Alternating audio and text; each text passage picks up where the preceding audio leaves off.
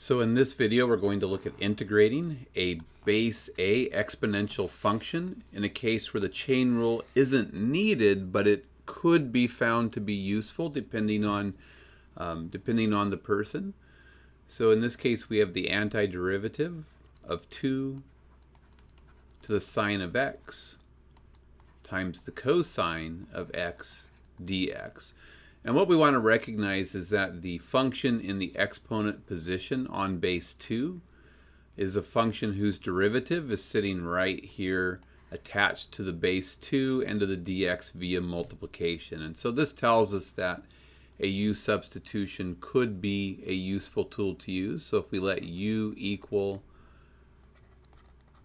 the sine of x, then if we take the derivative of both sides with respect to x, we get du dx equals the derivative of sine is cosine, and multiplying both sides by dx, we get du equals cosine of x dx. So I can make the u substitution here 2 to the u because we let u equal sine of x, and then the cosine x dx can be replaced with a du.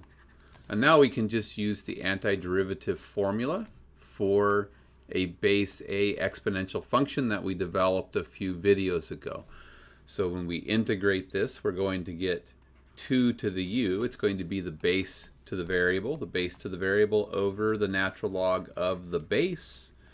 And then it's plus that constant of integration, and then we just need to substitute back in for variable u to get back into variable x world.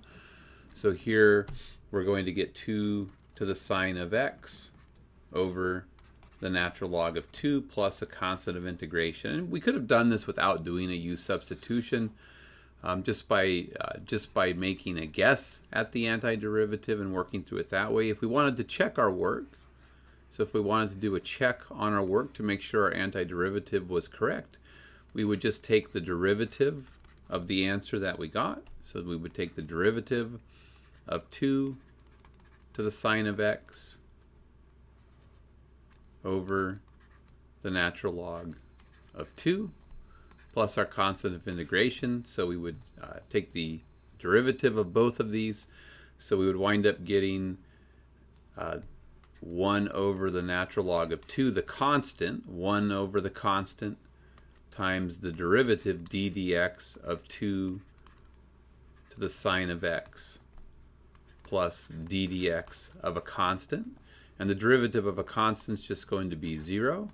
And here I'd have 1 over the natural log of 2 times the derivative of 2 to the sine of x is just going to equal natural log of 2 times 2 to the sine of x times, I'm going to get rid of the plus 0 because it doesn't, well, I'll add it on over here. And then by the chain rule, we have to multiply by the derivative of the function that is involved in the function composition. So the derivative of the sine is the cosine. And then you see if things simplify for you. So you get natural log of 2 divided by natural log of 2 is 1. And 1 times 2 to the sine x times cosine of x plus 0 we can drop now. And we look at this and we say, did it give us back the function that we started with? And if we did, we know that we have confirmation that we took our antiderivative correctly, because when we took the derivative of our antiderivative, we got back the function we were integrating.